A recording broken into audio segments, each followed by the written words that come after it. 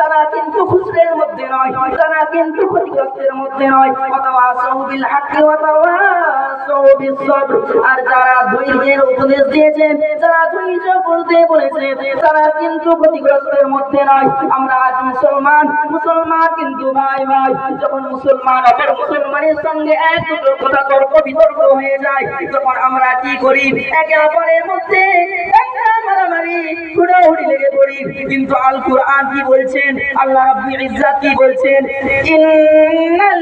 ইল্লাল্লাযীনা আমানু ওয়া আমিলুস সালিহাতি ওয়া তাওয়াসাউ বিল হাক্কি ওয়া তাওয়াসাউ বিস সবর। আল্লাহ রাব্বুল ইজ্জাত তিনি কুরআন কারীমের মধ্যে সাফ সাফ ভাবে জানিয়ে দিয়েছেন, ওয়া তাওয়াসাউ বিস সবর। হে মুমিন বান্দা, হে মুসলমান বান্দা, তোমরা কি করো? তোমরা ধৈর্য ধারণ করো, তোমরা সবর করো, তোমরা হুট করে মারামারি লেগে পড়ো না। তোমরা কুরআনুল কারীমকে ফলো করো, তোমরা হাদিসকে ফলো করো। তোমরা যদি কুরআনুল কারীমকে ফলো করো, তাই আল্লাহর হুকুমকে মানা হবে। আপনারা যদি আল্লাহর হুকুমকে মানো, আল্লাহ রাজি হয়ে যাবে, আল্লাহ খুশি হয়ে যাবে। জোরে বলুন না সুবহানাল্লাহ। আর একটু জোরে বলুন। তাহলে আমরা আজ মুসলমান ভাই ভাই, কোন একটা কথা হলো তো দাঙ্গা লেগে যায়, ঠিক না বেটা? কুরআন হাদিসের দিকে লক্ষ্য করে।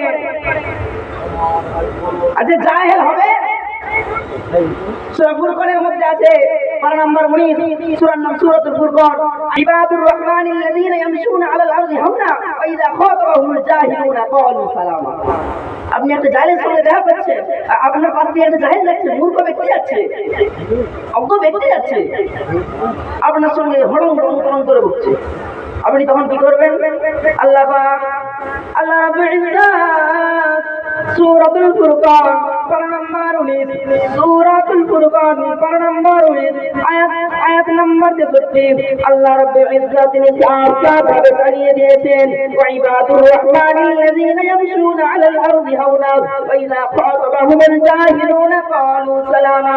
ওয়া ইবাদুর রহমানিল্লাযীনা ইয়ামশুনা আলাল আরদি হাওনা, যখন ঈমানদার পরেজগার বান্দারা রাস্তার উপর দিয়ে হেঁটে যায়, হাওনা হয়ে যায়, তারা নম্র হয়ে যায়, তারা মাথায় হ্যাট করে হেঁটে যায়। আপনারা ফলো করে দেখবেন, আপনারা খেয়াল করে দেখবেন, যারা আল্লাহর প্রকৃত বান্দা ও ইবাদুর রহমান, যারা আল্লাহর প্রকৃত ইবাদুর রহমান হবে, প্রকৃত বান্দা হবে, তারা কিন্তু রাস্তার দিকে যখন যাবে, হাওনা হয়ে যাবে, তখন মাথা হ্যাট করে যাবে। আর যখন কোনো অজ্ঞ